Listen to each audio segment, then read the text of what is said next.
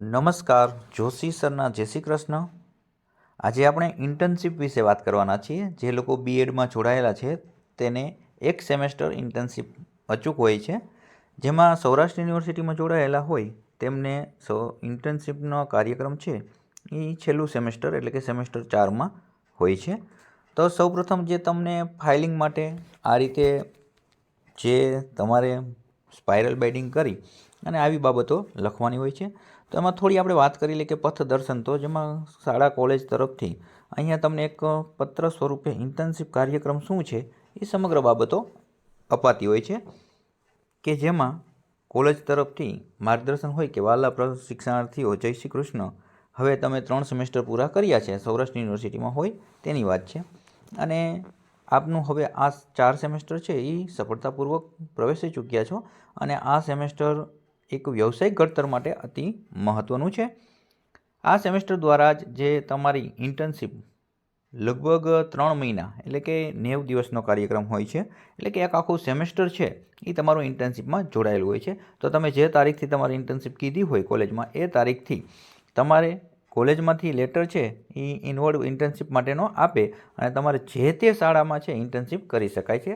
ઘણાનો પ્રશ્ન હોય કે ઇન્ટર્નશીપ કઈ શાળામાં કરાય, તો ગવર્મેન્ટ છે, પ્રાઇવેટ છે, ગ્રાન્ટેડ છે, કોઈ પણ શાળામાં તમે ઇન્ટર્નશીપ કરી શકો છો. કોમર્સવાળા હોય તો એને હાઈસ્કૂલમાં કરવી પડે છે, કારણ કે કોમર્સનો વિષય છે એકાઉન્ટ છે તે પ્રાથમિક શાળામાં હોતો નથી. પણ તેમ છતાં જો હાઈસ્કૂલ શક્ય ન હોય તો એવા વિસ્તારના અંતર્ગત કોલેજની મંજૂરી લઈ અને સામાજિક વિજ્ઞાન છે એ આપણે ટેટમાં એમને મોકો મળતો હોય તો પછી પ્રાથમિક શાળામાં પણ કરી શકાય છે. પરંતુ કોમર્સવાળાને મોટે ભાગે હાઈસ્કૂલમાં જ ઇન્ટર્નશીપ હોય છે. બાકી તમામ જે સાયન્સવાળા છે, ભાષાવાળા છે, તે તમામ લોકો ઇન્ટર્નશીપ શાળામાં કરી શકે છે, અને તે તાલીમાર્થીની પસંદગીની શાળા હોય છે. તાલીમાર્થી પોતે પણ પસંદ કરી અને તેમાં લેટર આપી અને સામે એ પ્રિન્સિપાલની કોલેજના અને સામે શાળાના બંનેની મરજીથી, એટલે કે જે એક લેટર આપવાનો હોય ઇનવર્ડ અને આઉટવર્ડ લેટર છે એ આઉટવર્ડ લેટર જમા કરાવવાનો હોય કોલેજમાં, એ રીતના ઇન્ટર્નશીપ 3 મહિનાના અંતર્ગત તેમને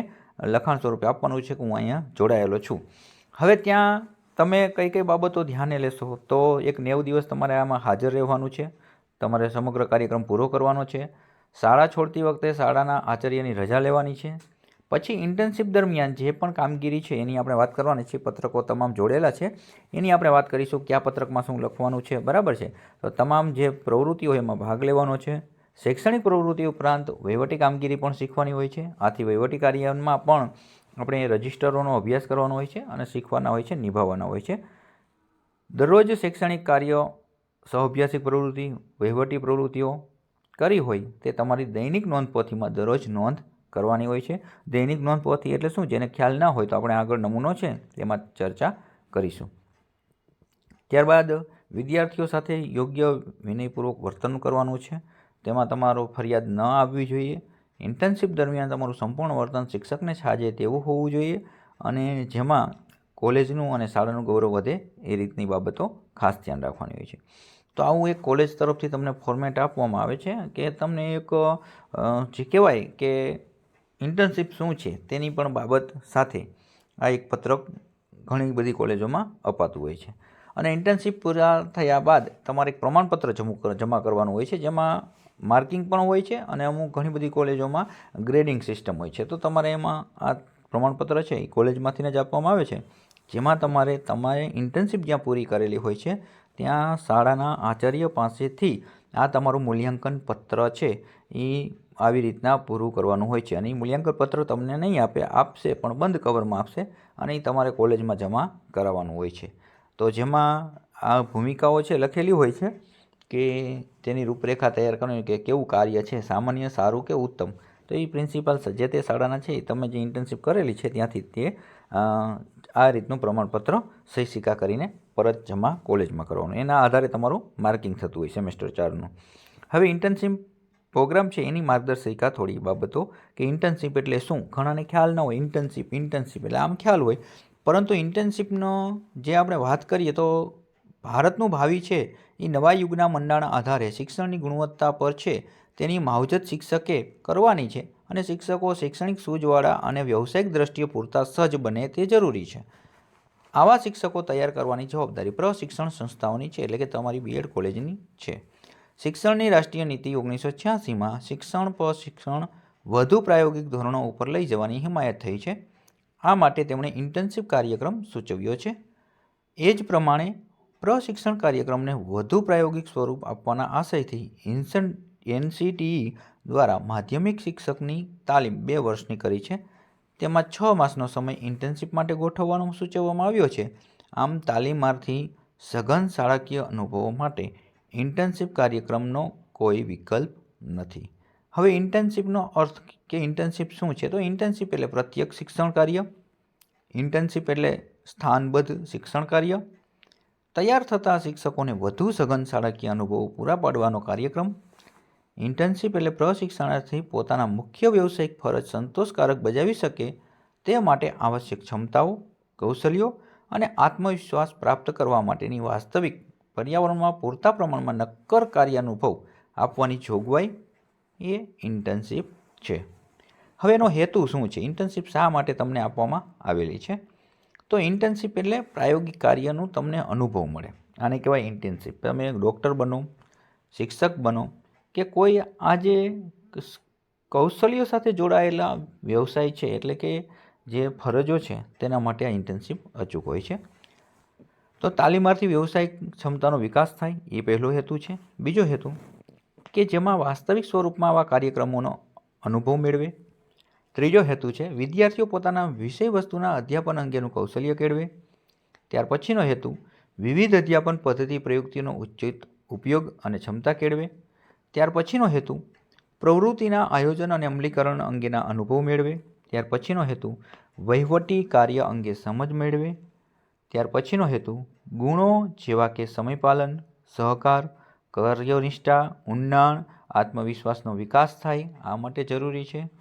ત્યારબાદ ઇન્ટર્નશીપને કારણે અભ્યાસ પૂર્ણ કર્યા બાદ વ્યવસાયિક ક્ષેત્રમાં પણ વ્યક્તિ સરળતાથી ગોઠવાઈ જાય.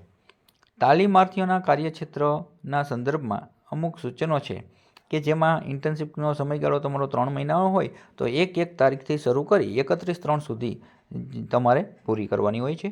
શાળામાં જે શાળા સમય હોય એના દરમિયાન પૂર્ણ સમયે હાજર રહેવાનું ફરજિયાત છે.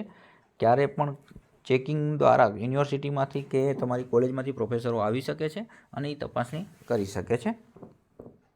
શાળામાં શિક્ષકોને શોભે તેવો ડ્રેસ પહેરવો જોઈએ, તેના શિસ્તનું પાલન કરવું જોઈએ. કોઈ કારણસર ગેરહાજર રહેવાનું હોય તો આચાર્યની રજા લેવી જોઈએ અને સંબંધિત કોલેજને પણ જાણ કરવી જોઈએ. હવે કાર્યો ક્યાં ક્યાં હોય છે તો તેના નમૂનાઓ પણ જોડેલા છે. તેમ છતાં સમગ્ર કાર્ય જે સ્કૂલમાં જે આપણે કહી શકાય કે સામાજિક સહઅભ્યાસિક પ્રવૃત્તિઓ હોય, કોઈ ધાર્મિક તહેવારની ઉજવણી હોય, કોઈ વૈજ્ઞાનિકની જે ઢબે આપને સમજ આપવાની હોય, કોઈ તાસ લેવાના હોય, ગ્રંથાલયમાં વાંચન કરાવવાનું હોય, શિસ્તની બાબતો હોય, રમતગમત હોય, નિબંધ લેખન હોય, વક્તૃત્વ સ્પર્ધા હોય, ટૂંકમાં શિક્ષક સંબંધી જે કંઈ કાર્યો હોય એનો અનુભવ સાથે મેળવવાનો છે. ત્યારબાદ ઇન્ટર્નશીપ દરમિયાન સંશોધન સંબંધી કાર્યો.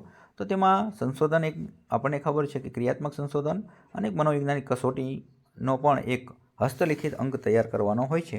તો જેમાં મનોવૈજ્ઞાનિક કસોટી, ક્રિયાત્મક સંશોધન અને એક કોઈ પુસ્તકનો હસ્તલિખિત અંક છે એનું મૂલ્યાંકન પણ કરી રજૂ કરવાનું હોય છે. ઇન્ટર્નશીપ દરમિયાન વહીવટી સંબંધી કાર્યો. તો વહીવટી સંબંધી કાર્યો એટલે તમને ખ્યાલ હશે કે જે વહીવટના દ્રષ્ટિએ તમને GR છે, બરાબર છે, LC કેમ ચડાવવું, LC કેમ કાઢવું, તો આ જે બાબતો છે ને એક પત્રકો આપણે ડુપ્લિકેટ કોપી લઈ લેવાની અને એમાં એક લાલ લીટો શેરો મારી અને શિક્ષક કઈ રીતના તમે LC કાઢશો, LCની રજા અરજી કેવી રીતના કરશો, બરાબર છે, કાર્ય નોંધ, રોજની સી કેવી રીતના નિભાવવાની હોય, જે આપણી વિદ્યાર્થી હાજરી રજિસ્ટર હોય એ નિભાવવાનું હોય એ 3 મહિનાનું લઈ લેવાનું છે. પછી વિદ્યાર્થીઓને હાજરી પૂરવાની હોય છે. શિક્ષકોને જે તમને તાલીમ મળતી હોય એની રજા મળતી હોય એની નોંધ કરવાની હોય છે. સર્વગ્રાહી અને સતત મૂલ્યાંકન પત્રક હોય એ એક નમૂનો ભરીને રાખવાનું હોય છે. અને GR જનરલ રજિસ્ટરમાં નોંધ કેમ કરવાની એ બાબતો. પછી સાથે સાથે કોઈ ગુણોત્સવ, પ્રવેશોત્સવ, મધ્યાહન ભોજન યોજના, કન્યા કેળવણી, RTE, RTI આવી યોજના સંબંધી બાબતો જે શિક્ષણને લગતી છે એના પણ અહેવાલ તમારે તૈયાર કરવાના હોય છે. એટલે જેટલા પત્રકો છે એક પત્રકો તમારે સામેલ સાથે કરવાનું હોય છે. હવે ઇન્ટર્નશીપ પૂરી થઈ કોલેજમાં જમા કરાવવાના દસ્તાવેજો. તો શું શું જમા કરાવવાનું છે તમને એ એક નોંધ પણ થઈ જાય અને કયું દસ્તાવેજ ક્યાં કામ લાગે.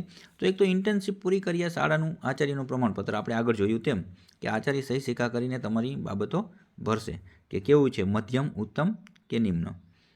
પછી એક શિક્ષક લોકબુક. લોકબુક એટલે આગળ આપણે નમૂનો જોશું, જે આપણે કહીએ છીએ કે દરરોજ એક તમે તાસ લેતા હોય અને એ તમારે ભરવાની હોય છે, કે દૈનિક આપણે બુક કહી શકાય તે. હાજરી પત્રક એ તો તમે બધા જાણો જ છો.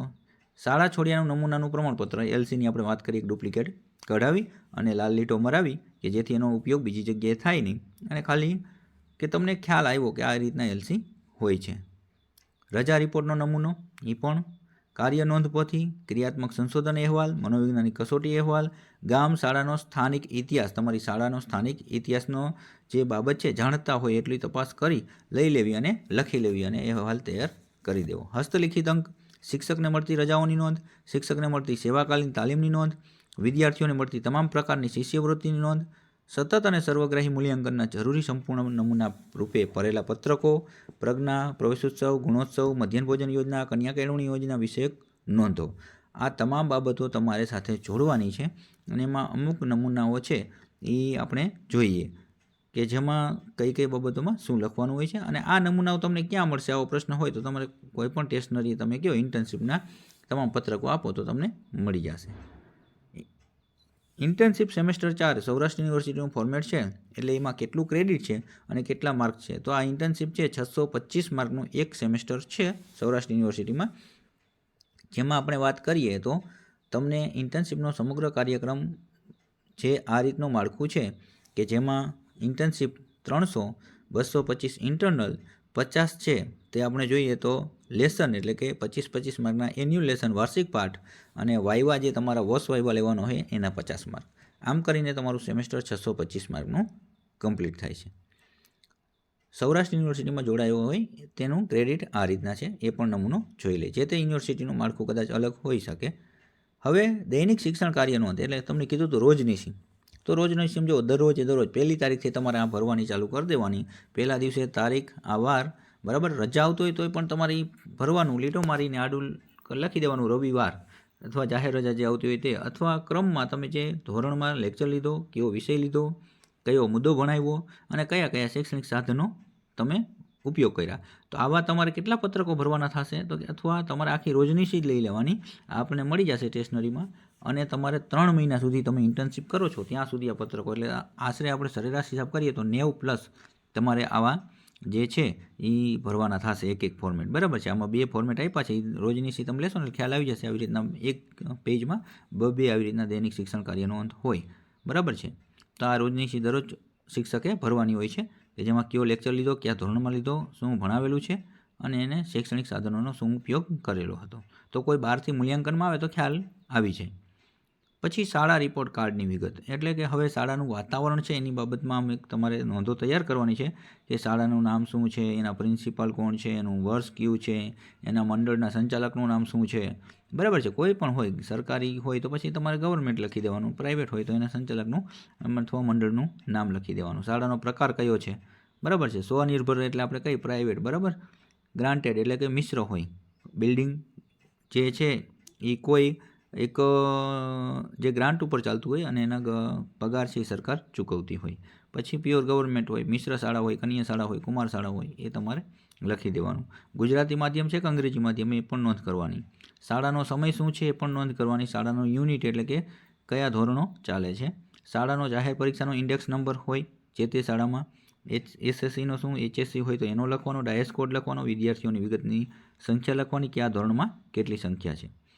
શાળાની ભૌતિક સુવિધાઓ, તમને એમ થાય આટલી બધી માહિતી આપશે, પણ જે તે શાળામાં આ ઓલરેડી તમે જોઈ શકો છો અહીંયા બુલેટિન બોર્ડ ઉપર તો અથવા પ્રિન્સિપલના રૂમમાં તમને અચૂકથી મળી જશે બધી બાબતો, બરાબર છે. એટલે એનું કંઈ ચિંતા કરવાની જરૂર નથી.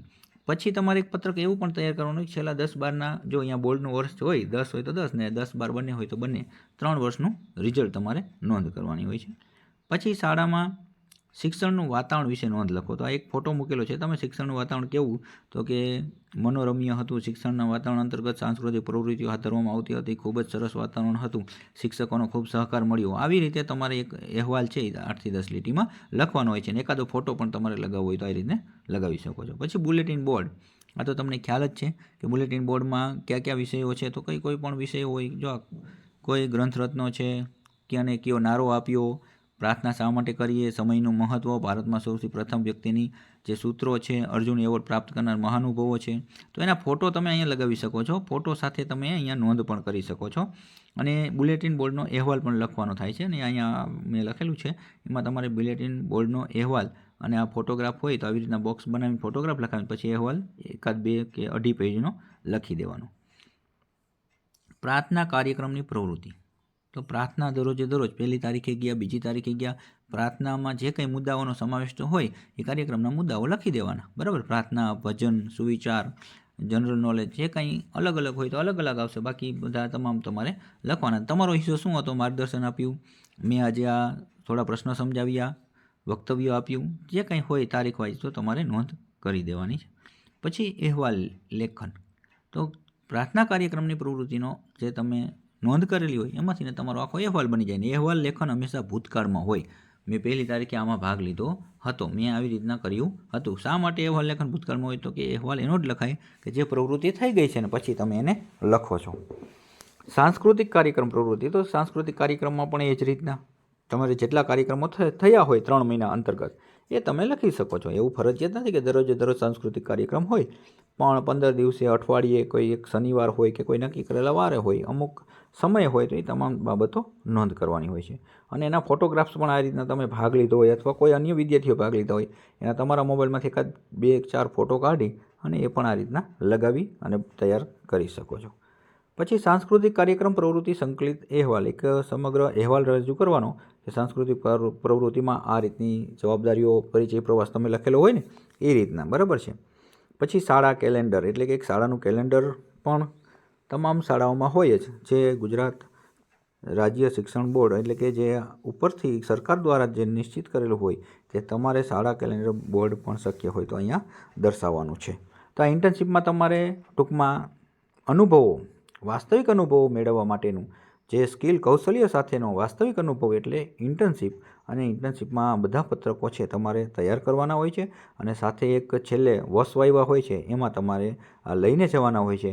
સાથે તમારું બધું પ્રાયોગિક કાર્ય લઈને જવાનું હોય છે અને છેલ્લે ઇન્ટરવ્યૂમાં તમારું જે માર્કિંગ ગ્રેડિંગ થશે એ 50 માર્કના વસવાયવા પણ હોય છે, એના પણ માર્ક અલગથી મુકાતા હોય છે.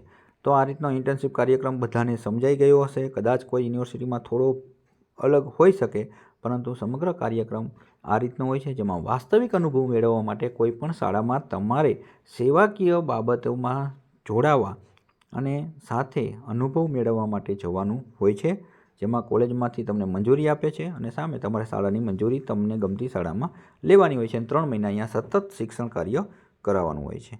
તો જોશી સરના જય શ્રી કૃષ્ણ. સમગ્ર બાબત સમજાઈ ગઈ હશે એવી અપેક્ષા સાથે ફરી મળીશું. આવજો.